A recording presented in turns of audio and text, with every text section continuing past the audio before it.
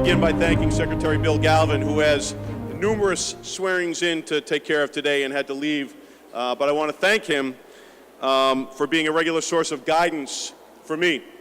Many people have said he's one of the smartest people up here on Beacon Hill, and I go to him for advice. And like many of you, he knew my dad very well. As a matter of fact, I worked for Bill Galvin in this very building in the early 1980s as a legislative staffer. I go back that far with the secretary, and he's always been willing to help me. A special thank you to Tammy Del Tordo, or Tammy Kraus, who was here, for helping us get this amazing hall. I mean, isn't this a beautiful setting for this event? So thank you very much to Tammy for helping us with this. A thank you to our Master of Ceremonies, Bedford Police Chief Robert Bongiorno, a good friend and a dear friend and a very good colleague and a great leader in Middlesex County. Thank you so much, Bob, for your leadership and your friendship and not being too mean to me while you were up here, which he is able to do, if not prone to do. To Father Rich DeShays, sent to the Middlesex Sheriff's Office by the providence of God through friends as we were trying to build up our chaplaincy and spiritual programming at the Middlesex House of Corrections and Jail. Father Rich doesn't work for our office anymore, but he was the first one I called to see if he could make it here to share with us. And he said something very important, by the way. He cited Matthew.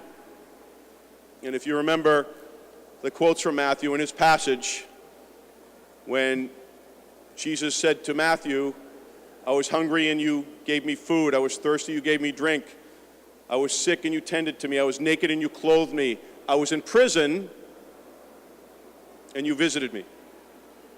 And Matthew said, but Jesus, when did I ever see you when you were naked and gave you clothing, when you were hungry and gave you food, when you were thirsty and gave you drink, when you were in prison? And Christ said to him, it wasn't me. It was the way you treated the least of me is the way you love me. And don't we have an opportunity to work with some of those people that society has forgotten about or will just as soon forget and yet are so redeemable? That to me is a blessing, and your friendship to me, Richard, over these years is a great blessing to me too. So how about a hand for Father Richard DeShays?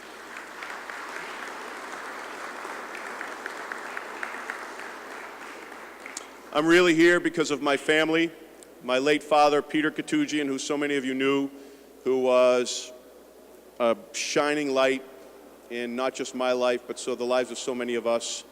A smile, a handshake, a warmth that made us all feel special and welcomed. My mom, Connie, who is right here, who is strong and beautiful, and many people do mistake for my sister, actually. So thank you, Mom, for being here as well and all that you've given to me. To my wife, Elizabeth, a strong, smart, amazing, and beautiful woman on top of all of that, that supports me in all of my endeavors and keeps me in check, as many of you may know, too. You make this possible. And by the way, Elizabeth came to this country after finishing college.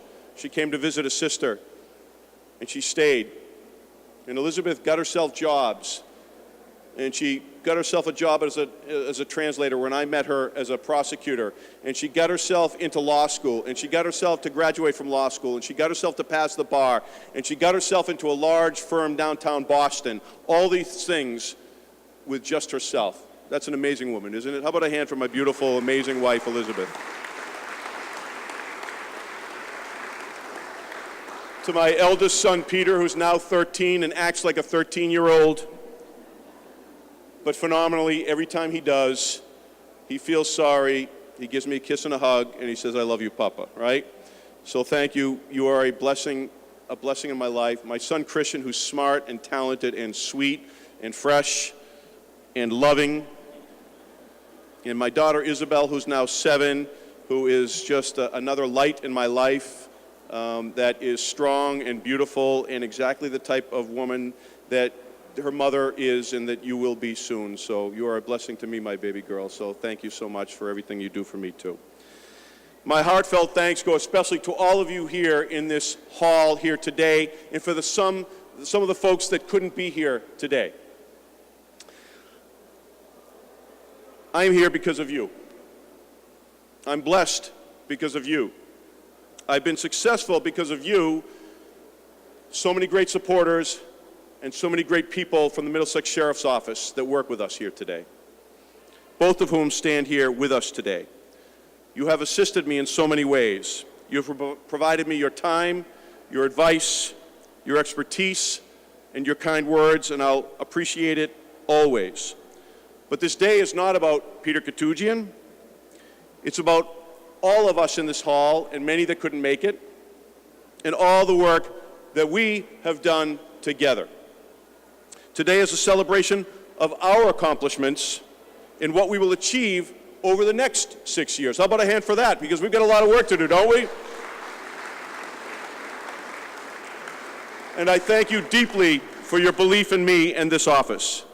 And a special thank you to the officers and the corrections professionals, some of whom are here with us today, who are working today, who will be working over the next 24 hours, who are the backbone of this incredible organization, who have a very difficult job and oftentimes a thankless job and don't get the credit that they deserve. How about a big hand for corrections professionals, not in Middlesex, but across this country.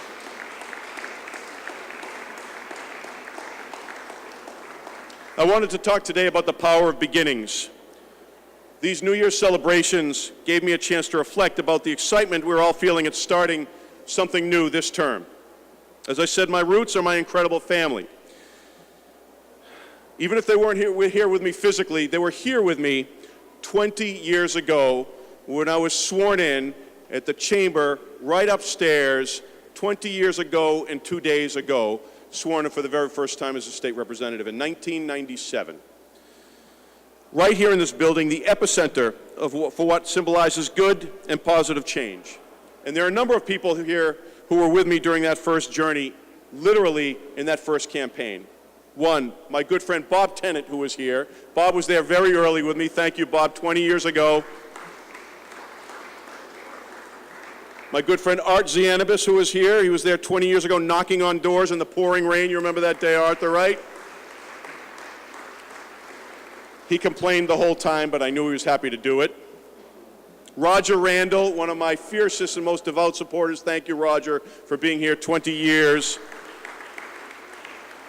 Ken Doucette, who worked so hard for me during that period of time. Where's Kenny?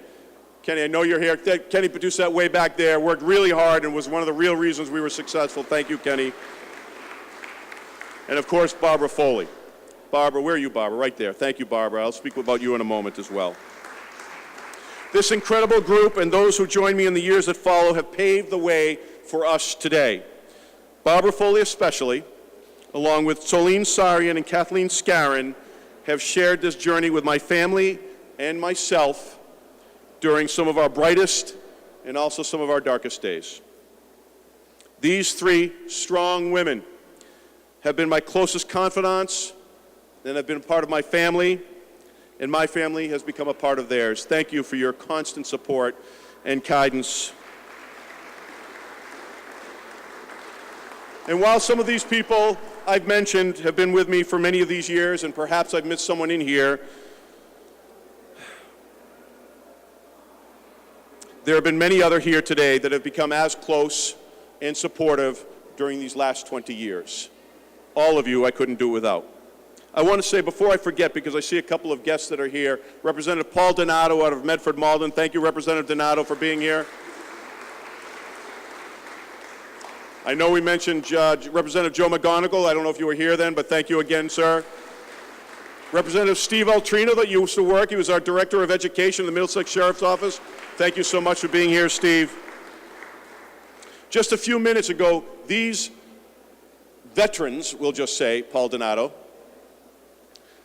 some call Paul long in the tooth. I just say he's a veteran, a seasoned legislator that has chosen public service as his life. We're sworn in just upstairs, and so many new ones are experiencing a new beginning. And I hope they're as lucky to have friendships and support structures as I've been, as that I share still with some of my colleagues today. I'd like to say a special thank you to Governor Deval Patrick, because he first appointed me as sheriff in 2011. And without the governor's belief in us because it wasn't just about one person, it was about all of us that we had done, all the work we had done over those years that earned that opportunity for us, we wouldn't be here today. I knew the job would be many things. A new challenge, an opportunity to help my community, just as I had when I was a prosecutor, and a chance to help people that were truly in need. I knew I would be entering into a historic organization, one that was founded in the year 1692. Almost 325 years ago today. We'll celebrate its 325th anniversary this year. To put it in context, the Pledge of Allegiance that was just recited by my children was first spoken here in Boston only in 1892, and was a current version only dates back to 1954. In coming to this office, I felt an obligation to stabilize the foundation of this historic institution, and in these last 6 years, operation improvements have been a top priority. Prior to my arrival in this job, there hadn't been a single academy-trained class of officers or officer to graduate in 4 years before we got here. Not even one. In my very first term, 5 academy classes have graduated these past 6 years, with 225 new officers brought online, joining the ranks of the Middlesex Sheriff's Office. We instituted promotional exams for mid-level managers for the first time in history at the Middlesex Sheriff's Office, restoring the ranks of sergeants and lieutenants by promoting 100 future leaders at a point when, prior to our arrival, there had not been one promotion in 7 years. 7 years.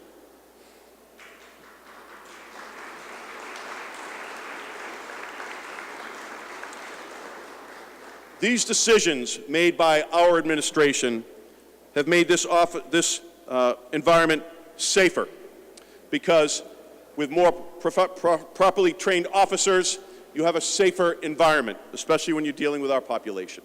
It made it healthier because we could reduce overtime, enforced overtime, which provides a tremendous wear and tear on individuals and their families. It created opportunities for advancement and getting off of difficult shifts much more quickly than they had ever had before, and then increasing budget efficiencies. By hiring new officers, you drive down your overtime costs, and you actually save money in the long run as well.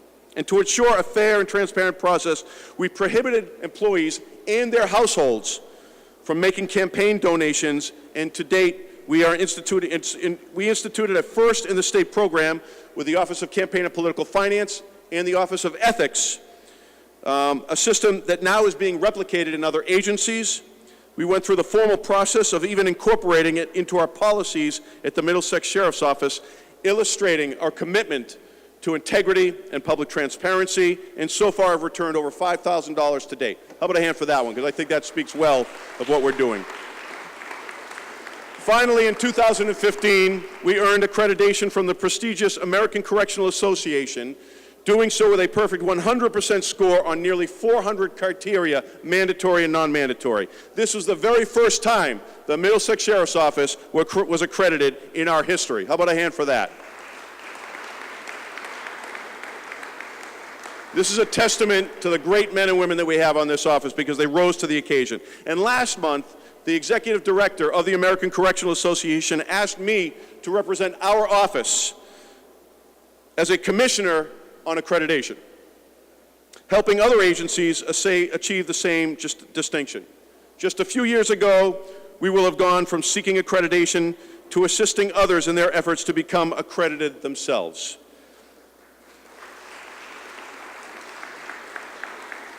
These early actions became the formula for how we work collaboratively and with a great sense of purpose to get things done at the Middlesex Sheriff's Office. We looked for solutions that were smart, data-driven, and actionable. And many of you know one of my favorite phrases, my children know this very well: the harder you work, the luckier you get. The harder you work, the luckier you get, because you earn your luck. We've been incredibly lucky, but let me assure you, that's not by accident. We've earned every bit of that luck in the Middlesex Sheriff's Office. Soon, people started noticing the Middlesex Sheriff's Office had turned a corner. Our hard work led to a renewed public trust, an essential need for law enforcement. We demonstrated that we could make an impact both behind the walls and in our communities at the same time. We focused our efforts both internally and externally devoting our attention to both the health of our organization and the health of our community. Today, I am proud to say that this office has become a national leader in corrections. Our programs have been models of innovation, not just in the state, but across this country. The American Correctional Association showcased our operation to share our best practices with a number of foreign delegations this past August, where we hosted many international correctional professionals in our shop. Indeed, one of the most prominent was a nation nearby that has had tremendous problems with corrections in their industry, culminating in some very high-level escapes and causing a great change in their entire philosophy of corrections. And where did the ACA send them to check out a facility that they thought was worthy of something they could emulate? Was the Middlesex Sheriff's Office.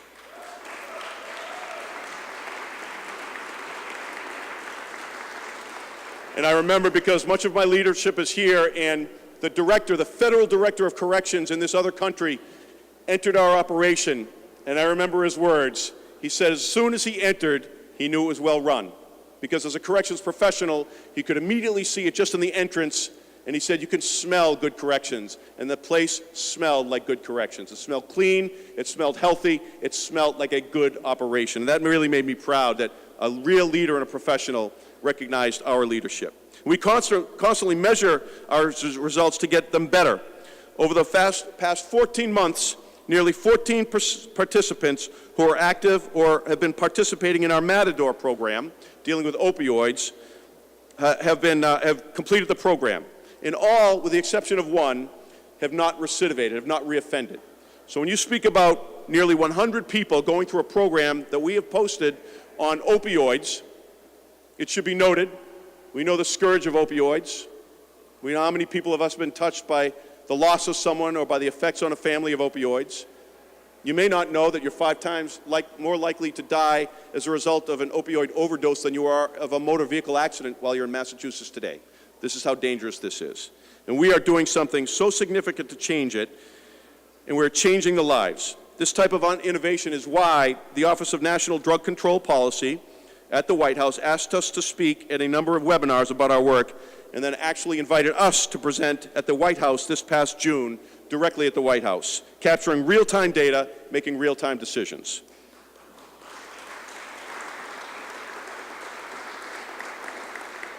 Our housing unit for military veterans, our Humvee housing unit for military veterans, was born of a desire to help those who have served our country, people that we've forgotten about once they return. We think of an occasion when they're protecting us, but we forget about them when they come back home. This is the only program of its kind in Massachusetts dedicated to helping incarcerated veterans turn their lives around. And the population is unique.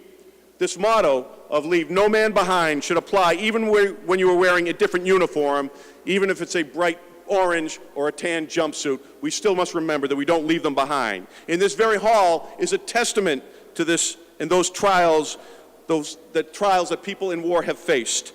You've only looked to the statue sculpted by Bella Pratt to realize the cost associated with service. Like the statue, where this nurse is tending to a fallen soldier, that is exactly what we do at the Middlesex Sheriff's Office, tend to those soldiers that have fallen on our behalf. So we asked veterans on our staff and in our population to think about what a unit specifically for incarcerated veterans would look like, because we didn't have another one in Massachusetts, and there's only a few around in the country that we didn't even know about at the time. To think about what a unit would look like, the results was a barrack-style dormitory with programs and services specific to those in need in that population, including regular visits from Veterans Administration staff, a physical fitness regime to help them replicate military life. We maintain connection with them post-release.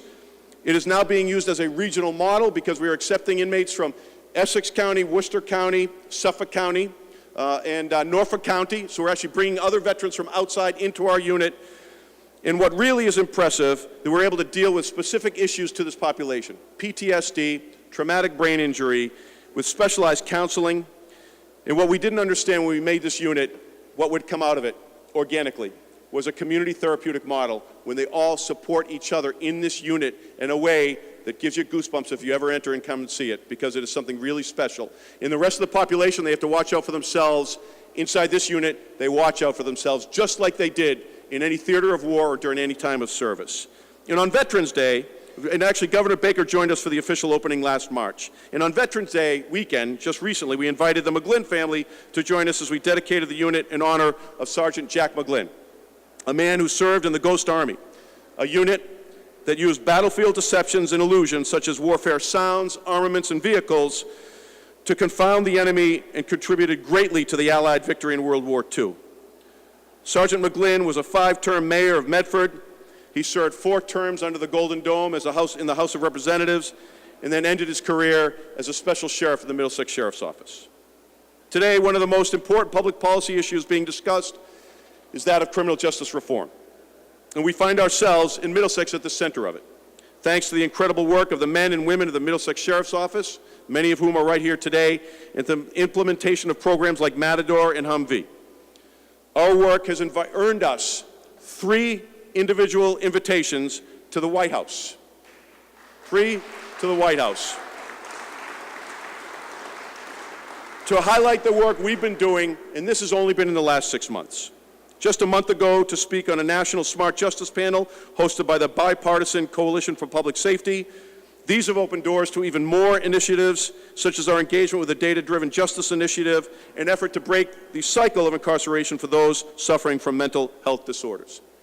We have to remember, sadly, that the 3 largest mental health treatment facilities in the country are LA, Rikers, and Cook County jails.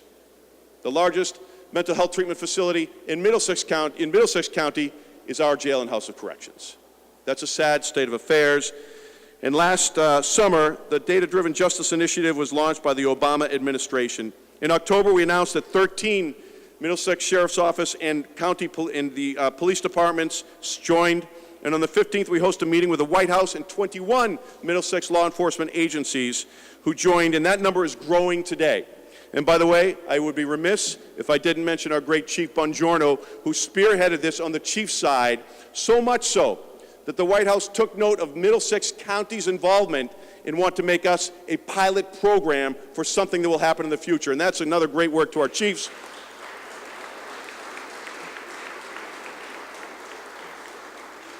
One of the DDJ's founders, the Data-Driven Justice founders, Lynn Overman said, quote, "We believe that Middlesex County could well become a national model for local, county, and state collaborations."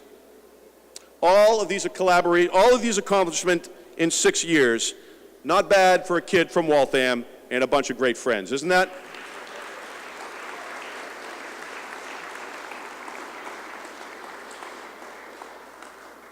Trying to advance all these initiatives can sometimes feel like Sisyphus trying to roll a rock up a hill.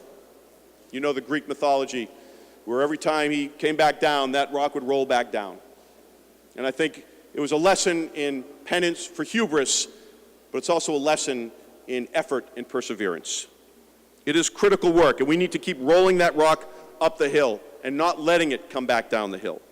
We have a responsibility to those in our custody, their families, in our community, to help break the cycle of incarceration and enhance public safety by addressing the underlying factors which lead people to our custody, especially substance use and mental health disorders. I am incredibly proud of the program we have in the Middlesex Sheriff's Office. I don't think you'll find any programming that's any better anywhere in this country, but you shouldn't have to come to jail in order to get good treatment. Let me just say that again. I'm proud of our programming, but you shouldn't have to come to jail to get good treatment. Isn't that right? I swore on my very first day that our shop would not be a fortress on a hill. While the walls of our facility must be secure, they are, but they can't be artificial barriers to community outreach and engagement, because the solution is in the community. Law enforcement, even corrections, is at its best when it is a part of the fabric of our community. And Captain Mike Cabral, as well as Chief Bongiorno, will remember this and know how important it is to our communities as well. I begin this term more dedicated to this belief than ever. I want you all to know that your continued support is the greatest honor in my career and the greatest validation of my choice to pursue a career in public service, and following in the footsteps of my parents as a teacher and a city clerk for many years. I worked so hard at this job because you deserve a sheriff as dedicated to you as you have been to me. And because my parents and my family wouldn't want it any other way, they sacrifice a great deal. Because they know that this office can change people's lives so much for the better if we commit ourselves. It puts a strain on our family, and it's not easy for them, but they understand what we try to do. A special thanks to my wife, Elizabeth, who helps work when I have to be in an event. She covers. When I have an emergency call-out, she covers. It is not easy. We speak about each family member. My children all participate. And it is with this in mind that my sister Mara and I, with whom I just spoke, hope to establish a foundation to carry on the work of my father, Peter Koutoujian Sr., in a legacy to teach others about the importance and the blessing of a public service and a life of purpose through young people, through academic scholarship, internship, professional development, and mentoring. As I look into this new term, this new beginning, I hope to continue our impressive work together, whether it is as a member of this incredible staff, as an elected colleague committed to smart justice reform, like so many of my colleagues here are, or as a supporter or friend who wants to help me build upon my father's public service legacy and train the next generations of public servants. I chose a life of public service because my parents instilled in me the belief that I shouldn't wait for the world to change. I should roll up my sleeves and change it myself. Because if I don't take action, it's always my belief that no one will take action, or they won't take action well. I hope that we can gather again in another 6 years and look back with the same pride I feel today, the same satisfaction I feel today, the same support that we all have today, looking out at this group of gifted, committed, and wonderful individuals. Thank you. God bless you all. Thank you for a wonderful 6 years. On to the next 6.